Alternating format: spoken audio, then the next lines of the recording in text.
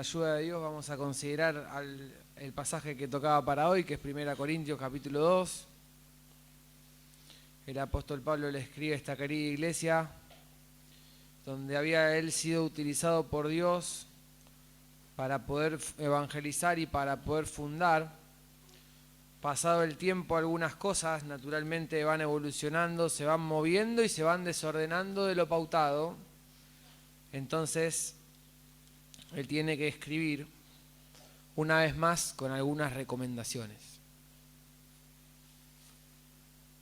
Vamos a orar brevemente y ya nos ponemos a compartir. Padre nuestro, Señor, queremos darte gracias en esta noche por esta posibilidad que tenemos de estar juntos. Quisiéramos rogarte que nos bendigas, Señor, con el poder recibir tu palabra, poder leerla, poder comprenderla, Señor, y nos guíes en algunas consideraciones que sean de acuerdo a ella, porque, Señor, si la guardamos en nuestro corazón, pudiendo entenderla, Señor, ella podrá llevar fruto en nuestra vida. Te pedimos que nos dirijas en un tiempo de amor, en un tiempo de tranquilidad, en un tiempo de paz, Señor, donde el poder entender sea sencillo, donde sea accesible, donde sea fácil, también sea llevadero, Señor, y podamos así hacer tu voluntad. Te lo pedimos en el nombre del Señor Jesús. Amén. Dice capítulo 2 de 1 Corintios. Así que, hermanos, cuando fui a vosotros para anunciaros el testimonio de Dios, no fui con excelencia de palabras o de sabiduría, pues me propuse no saber entre vosotros cosa alguna sino a Jesucristo y a este crucificado. Y estuve entre vosotros con debilidad y mucho temor y temblor. Y ni mi palabra ni mi predicación fue con palabras persuasivas de humana sabiduría, sino con demostración del Espíritu y de poder. Demostración del Espíritu y de poder, para que vuestra fe no esté fundada en la sabiduría de los hombres, sino en el poder de Dios. Sin embargo, hablamos sabiduría entre los que han alcanzado madurez, y sabiduría no de este siglo, ni de los príncipes de este siglo que perecen. Mas hablamos sabiduría de Dios en misterio, la sabiduría oculta, la cual Dios predestinó antes de los siglos para nuestra gloria, la cual ninguno de los príncipes de este siglo conoció, porque si lo hubieran conocido, nunca habrían crucificado al Señor de gloria. Antes bien, como está escrito, cosas que ojo no vio, ni oído yo, ni han subido en corazón de hombre, son las que Dios ha preparado para los que le aman. Pero Dios nos las reveló a nosotros por el Espíritu. Porque el Espíritu todo lo escudriña, todo lo busca hasta lo profundo, aún lo profundo de Dios. Porque ¿quién de los hombres sabe las cosas del hombre, sino el Espíritu del hombre que está en él, sino su propio Espíritu, ¿no? Así tampoco nadie conoce las cosas de Dios, sino el Espíritu de Dios. Y nosotros no hemos recibido el Espíritu del mundo, sino el Espíritu que proviene de Dios, para que sepamos lo que Dios nos ha concedido. Lo cual también hablamos, no con palabras enseñadas por sabiduría humana, sino con las que enseña el Espíritu, acomodando lo espiritual a lo espiritual. Pero el hombre natural no percibe las cosas que son del Espíritu de Dios, porque para él son locura, y no las puede entender, porque se han de discernir espiritualmente. En cambio, el espiritual juzga todas las cosas, pero él no es juzgado de nadie, porque ¿quién conoció la mente del Señor? ¿Quién la instruirá? Mas nosotros tenemos la mente de Cristo. Algunas consideraciones breves, no quiero ser extenso, quisiera ser más profundo que extenso y poder quizás, abarcando algunos textos, poder comprender algunas cosas que sean útiles para nosotros. La iglesia en Corinto estaba cruzada por dos culturas, la cultura judía con sus genealogías, con sus grandes líderes en el pasado, con las señales que habían visto. Todas estas cosas eran muy importantes para el pueblo judío. Y estaba cruzada por la cultura helénica, de la sabiduría, de las grandes figuras, de los grandes filósofos, junto con toda su decadencia y con todo su pecado y con todo lo que arrastra cada cultura, en especial esta cultura helénica que decíamos, ¿no? La cultura griega. Habían seguramente grandes filósofos, grandes oradores, pensamientos altísimos. Y Pablo tiene que volver a escribirle a esta iglesia porque se ve que esta iglesia con el evangelio que él les había predicado se había empapado de estas cosas, quizá torciendo el rumbo. Y Pablo necesita enderezar un poco el rumbo y volverlo a trazar. Pablo no solo que toma una actitud, sino que la menciona. Una actitud que él mismo tiene, la menciona y la recalca porque por algo lo hace. Y fíjense el versículo 1. Así que hermanos, cuando fui a vosotros para anunciaros el testimonio de Dios, no fui con excelencia de palabras o de sabiduría. Me propuse no saber entre vosotros cosa alguna, sino a Jesucristo y a este crucificado. Dice, cuando fui a vosotros para anunciaros el testimonio de Dios, no fui con excelencia de palabras o de sabiduría. Ahora ustedes me dicen, quizás nos ponemos en contexto. Pablo, el apóstol Pablo, antes llamado Saulo, ¿era un hombre letrado? ¿Era un hombre instruido? Seguramente. ¿Podría haberse enredado en esas palabras de humana sabiduría y venir con un texto grandilocuente y empezar a hablar palabras profundas y captar a todos los griegos y captarlos a todos? ¿Podría haberlo hecho? Sí, pero él decide no hacerlo. Y no solo que decide no hacerlo, sino que lo recalca. Podría haber ido, pero no fui.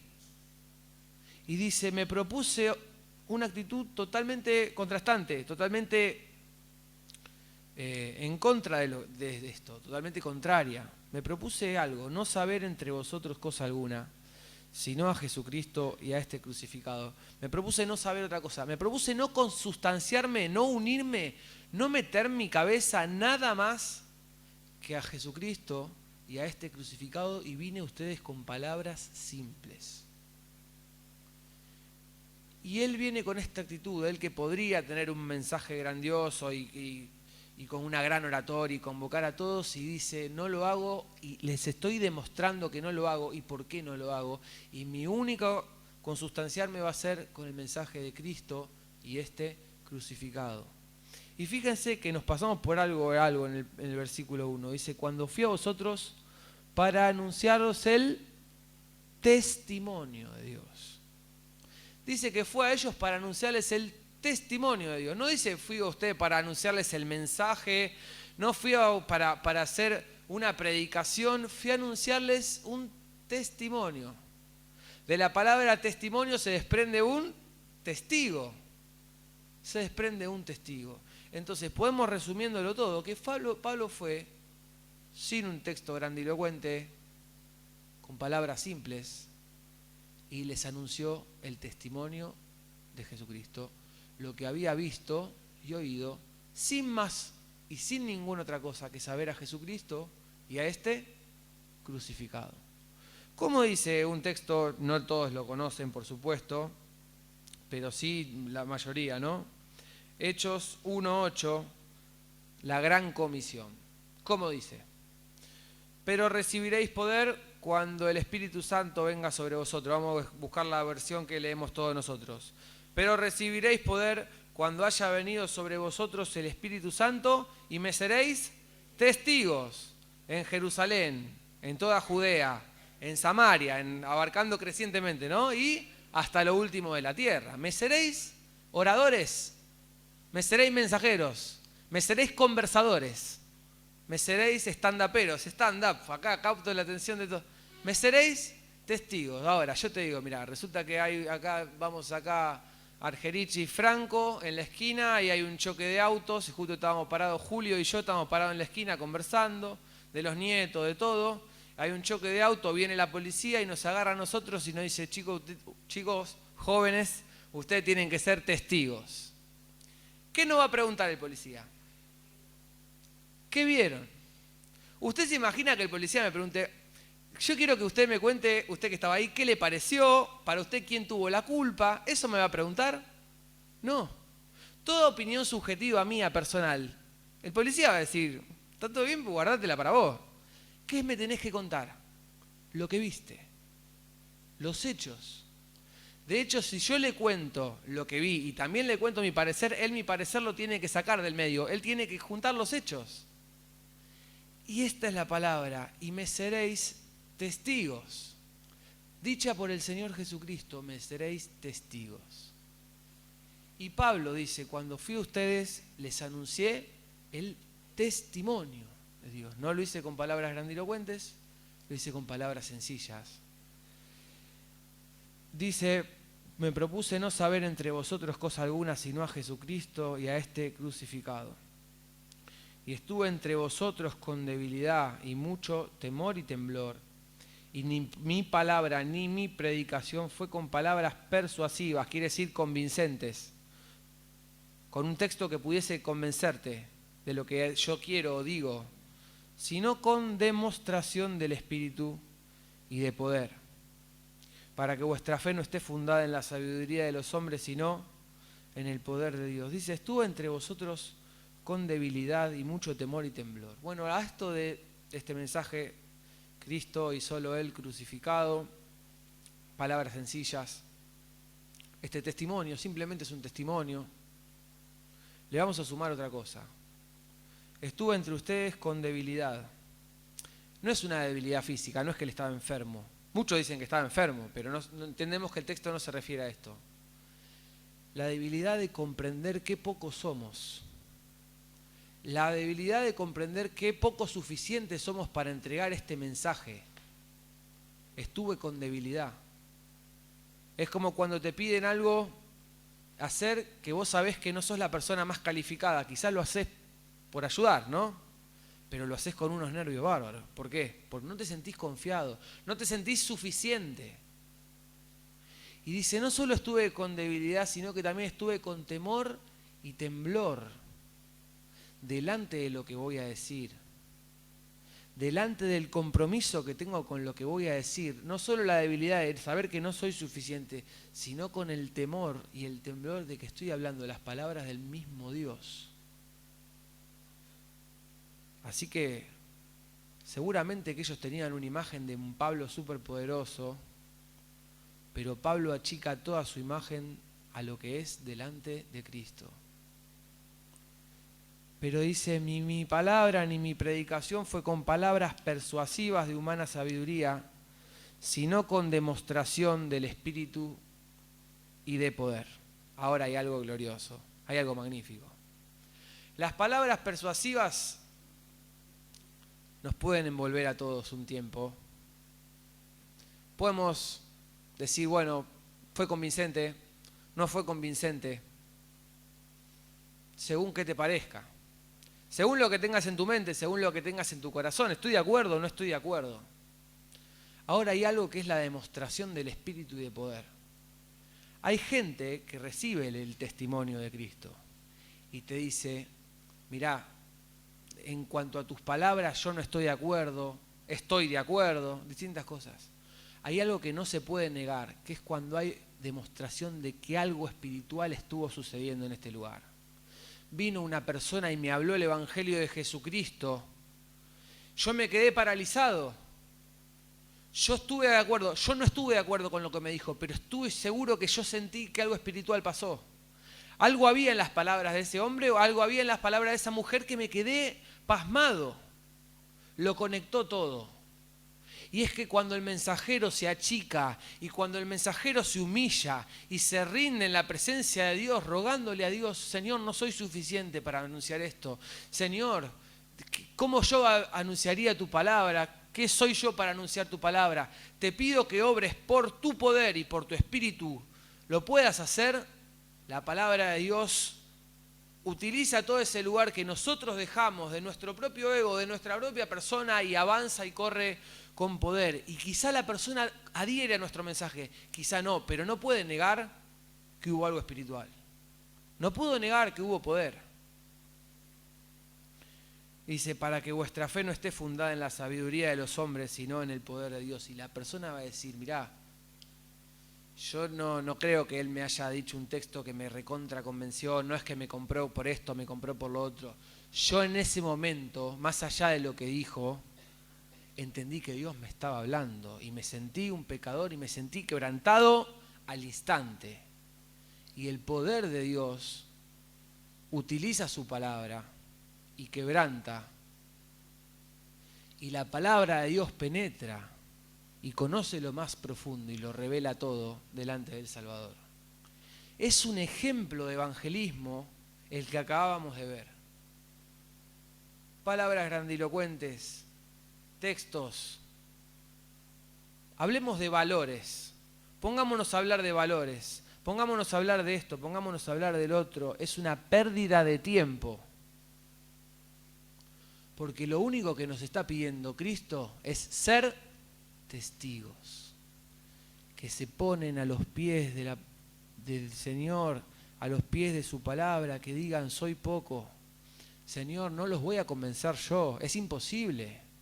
Señor, ¿quién soy yo para anunciar este mensaje? Señor, no soy suficiente, conmigo no se va a poder hacer. Solamente si vos utilizás tu mensaje y hablás con poder, las personas pueden creer. Y en ese momento, cuando uno se rinde delante de esa verdad, el Señor viene como un torrente y lo quebranta todo. Y la persona ve, más allá de las palabras, la demostración inevitable, ineludible del poder de Dios. Y una persona que vio el poder de Dios no cree por lo que le dijeron o le dejaron de decir. Cree porque vio a Dios actuar. Y conoce la persona de Dios. Nosotros podríamos hacer un montón de estrategias para tratar de captar gente y traerla a nuestra iglesia. Podríamos usar un montón. ¿Cuántas estrategias hay de marketing? Miles de millones. Nosotros podríamos decir, como muchas veces las personas nos dicen, por favor, si quieren hablarle de Dios, háblenle del amor, no le hablen del infierno, porque ¿qué persona se va a querer quedar acá diciéndole que se va al infierno? Por favor, si viene la persona, que la atiendan bien, la tienen que recibir en la entrada, ¿sí? Y justo tiene que haber una silla para ella, con su nombre, dónde se siente, ¿sí? Y justo ese día tienen que hablar de lo que le pasó a ella en la semana, que es que tuvo una pelea con una vecina, entonces el amor de Dios, hablándole a tu vecina, entonces todo eso a vos te va a convencer. Y vos te vas a quedar en la iglesia. Yo les hago una pregunta, y me la hago a mí también. ¿Dios nos llamó a nosotros a convencer? ¿A qué nos llamó? A ser testigos. Dice la palabra de Dios en Juan, en el Evangelio según San Juan. Yo quizás se los pueda leer como para que no divagar demasiado. Dice Juan 16, versículo, el que lo quiere buscar lo puede buscar, versículo 5. El Señor Jesucristo nos muestra algunas cosas. Dice antes de subir al cielo, esto no os lo dije al principio porque yo estaba con vosotros. Pero subiendo al cielo dice, pero ahora voy al que me envió y ninguno de vosotros me pregunta a dónde vas. Antes, porque os he dicho estas cosas, tristeza ha llenado vuestro corazón. No pueden ver otra cosa que la tristeza. Pero yo os digo la verdad, os conviene que yo me vaya. Porque si no me fuera el Consolador, no vendría a vosotros. Y el que está leyendo conmigo se va a dar cuenta que la palabra Consolador está en mayúscula. ¿Por qué? Está hablando de Dios. Dice que el Señor Jesucristo iría al cielo y vendría sobre nosotros el Consolador. Lo estuvimos viendo hace algunos sábados. La tercera persona de la Trinidad. Lo digo una vez más porque ya lo dije un montón de veces, así que lo voy a decir otra vez. Si yo les digo una oración y usted la tiene que completar, les digo, en el nombre del Padre, del Hijo, lo sabe hasta una persona no cristiana, por supuesto. En el nombre del Padre, del Hijo y del Espíritu Santo. La tercera persona de la Trinidad. Como estamos diciendo, el Espíritu Santo es una persona.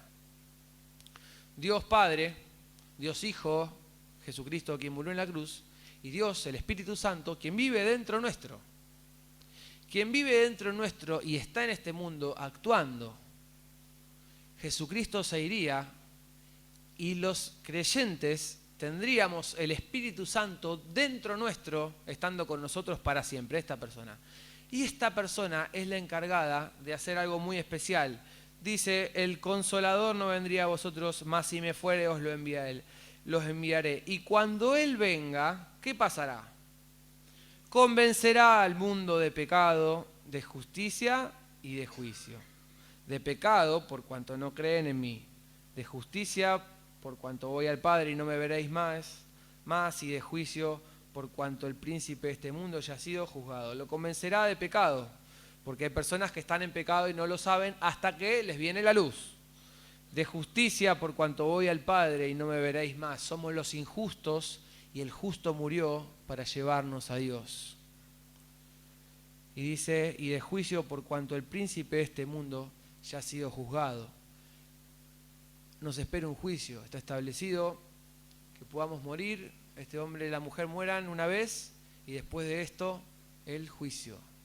Y el Espíritu Santo se encarga de convencernos de esto. No es la tarea nuestra convencer a nadie. Por eso, volviendo al punto del cual nos desviamos, ¿qué tenemos que cambiar el mensaje para que la gente se convenza? Yo quiero prepararnos a que este libro es totalmente anticultural. Este libro es ofensivo para muchas de las personas. Una vez conversaba tomando algo fuera de la facultad donde yo estudiaba con una de las personas y me decía, vos sos cristiano, la verdad yo leí la Biblia, la parte de Jesús me pareció buena, él tenía amor, pero la verdad el Antiguo Testamento me pareció espantoso. Un montón de gente muriendo, juicios de Dios, para mí no es así. Y por supuesto, para vos no es así, si no sos creyente. No estás convencido de nada, ni de pecado, ni de justicia, ni de juicio, no sabés nada. Para vos es una locura. ¿Qué vas a saber? No, pero la verdad yo no puedo creer, la verdad las cosas que ustedes dicen en la iglesia. La otra vez le mostraba un video de un campamento a una compañera del jardín. Y me decía, en la iglesia, las mujeres usan ese gorrito, ¿qué están sometidas a algo? Le digo, no, por supuesto que no, lo usan por propia interpretación, por la propia voluntad o porque entienden que es el consejo de los ancianos poder utilizarlo porque entendemos de la palabra de Dios estas cosas que compartimos, no es que nadie lo hace sometido. Hay muchas cosas. ¿Cómo Dios? Pero Dios no quiere que tengamos socios no cristianos. ¿Por qué no podemos? Pero escúchame, no hay nada mejor que el amor, ¿viste? Un cristiano, otro no cristiano, y son socios, y el amor. Que prepárate para que este libro, como está escrito, quizá no convenza a nadie. Porque es totalmente anticultural. Pero esta es la versión y lo que tenemos que entender, es que tenemos que estar preparados para no ser cristianos mentales, carnales, elocuentes, convincentes. Tenemos que estar preparados para ser cristianos espirituales, que delante de la obra de Dios se valen y se rinden delante de lo que Dios hace cuando nosotros somos testigos y de la obra del Espíritu Santo, convenciendo de pecado, de justicia y de juicio. Entonces lo mejor que puedo hacer por vos es venir con mi corazón apretado, sabiendo lo poco que soy, el mensaje que el Señor me pone en las manos, la oportunidad que me da de decirlo, rogándole al Señor que pueda hablar, porque si son mis palabras nada va a pasar, pero si el Señor habla y su Espíritu Santo convence y hay demostración de poder, la persona puede pasar de muerte a vida. Y la misma persona que te decía que el Antiguo Testamento era una locura y le parecía espantoso, viene con una Biblia debajo del brazo. Y la misma persona que te decía lo del gorrito quiere tener un esposo y estar en sujeción a él y que él sea cabeza de ella. La misma persona que te decía que todo esto era una locura, viene con su corazón rebosante que le explota porque el Evangelio de Cristo entró en su vida y el Espíritu Santo le trituró el corazón, lo sacudió y le demostró que no había nada más. No había nada más para buscar. No había nada más para buscar. Me seréis testigos. Yo no voy a tomar todo el texto. Lo va a hacer Andrés el viernes que viene. Le dejo todo para él. Ser testigos. Hubo uno de los testigos en la Biblia llamado Jonás. Fue el peor predicador de todos, pero fue testigo. Fue el peor. No tenía ganas de predicarle a la gente que le predicó. Cuando lo mandaron a que predique, no fue y después fue. Después se enojó. Fue el peor predicador de todos, pero ¿sabes algo que fue? Fue testigo. Fue testigo. Y te voy a contar algo asombroso que me parece de la historia de Jonás. Bueno, nosotros lo conocemos. Jonás era profeta. No tenemos más profetas. Ahora tenemos la palabra profética que nos dice lo que pasó, lo que pasa y lo que pasará. No necesitamos más profetas. Pero él era profeta porque esta Biblia no estaba completa, no estaba escrita. Entonces se tenía que anunciarle de parte de Dios a los pueblos que se arrepientan, porque el reino de los cielos se había acercado, igual que ahora, que venía una condenación y que debían arrepentirse. Jonás era de un pueblo contrario o enemigo del pueblo donde Dios lo mandaba a predicar. Y Dios lo mandaba a predicar a una ciudad llamada Nínive. Pero él no quería ir porque sabía que si les predicaba, ellos seguramente se iban a arrepentir. No los quería. Entonces, cuando Dios lo mandó a predicar a esta ciudad, él se fue a otro lado y en el camino de irse a otro lado se subió en un barco. Yo se lo cuento para que no todos lo sabemos. Se subió en una embarcación que empezó a pasar una tempestad por toda la desobediencia de Jonás, que no había hecho lo que tenía que hacer, hasta que la gente, encontrándose en problemas, le dice: pero vos, ¿qué haces ahí durmiendo? Lo encuentran a Jonás durmiendo, distraído, todas las cosas que habíamos hablado, y le dicen: ¿sos vos? Le dice: soy yo, que yo soy un profeta que estoy haciendo cualquier cosa y esto es por mí. Y lo tiran al agua. Y cuando lo tiran al agua, ellos se sacan el problema de encima. Y a Jonás lo devora un gran pez. Y está en el estómago del pez 3 días y 3 noches. Y en el estómago del pez, junto a todas esas sustancias tan agradables, pero vivo, él medita y se da cuenta que se había equivocado. Entonces dice que él, cuando reconsidera, el gran pez lo vomita y lo echa en la costa, y él aparece en la costa a hacer lo que tenía que hacer. ¿Qué tenía que hacer? Ser testigo y decir lo que tenía que decir. Y viene y les dice esto, quizá con olor, no lo sé: arrepiéntanse porque el reino de los cielos se acercó, y si no cambian de actitud, Dios va a destruir esta ciudad. Punto. Y aparte, adiós. Yo creo que si tenía que ser convincente, no lo logró. Si tenía que ser encantador, tampoco lo logró. Si tenía que ser una persona con amor, quizá tampoco lo logró. Pero ¿saben qué fue? Testigo. Y anunció este mensaje. Y dice que toda la ciudad entendió este mensaje y entendió que era de parte de Dios y se arrepintieron. Ahora vos fijate que el Espíritu de Dios hace su obra. Esta ciudad, Nínive, era una ciudad marítima. Era una ciudad que rendía culto a todos los seres del mar. Dice que había sacerdotes en distintos templos disfrazados de peces, que iban así. Y ellos tenían una premisa: si algo tenía que suceder en esta ciudad, si algo tenía que cambiar, o si había algún mensaje revelador que ellos debían recibir, ese mensaje iba a venir del mar, desde el vientre de un pez. Y aparece Jonás en la costa con olor a vómito y les dice: arrepiéntanse. Y ellos se arrepienten. Y Dios perdona a la ciudad.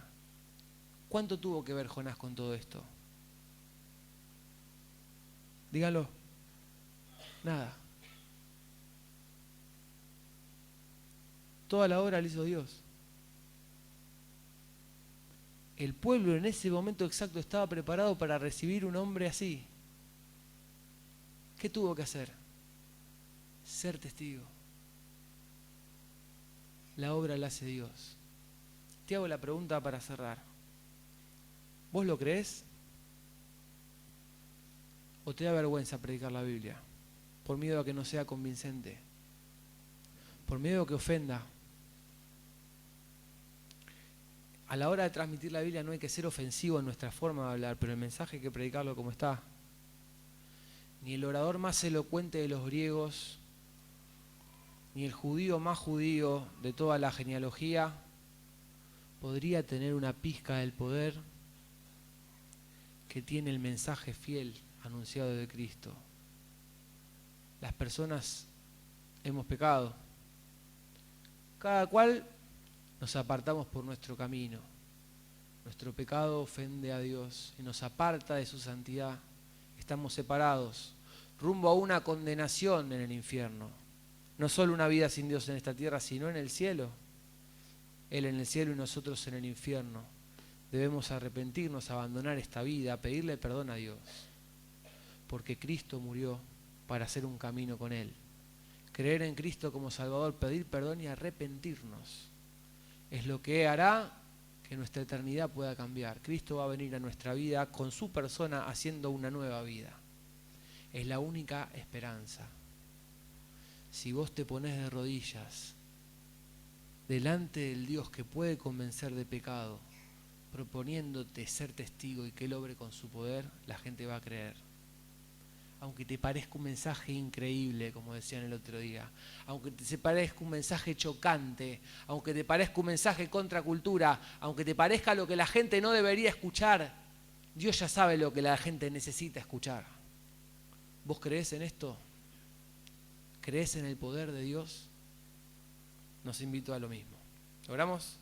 Padre nuestro, Señor, en esta noche, Señor, quisiéramos rendirnos delante de tu palabra, Señor, rendirnos delante de tu poder, Señor, y ser cristianos espirituales, que a la hora de predicar el mensaje y a la hora de hacer cualquier cosa en general, se valen de tu Espíritu Santo, sabiendo que Él es el que convence de pecado, de justicia y de juicio. No es necesario nada más.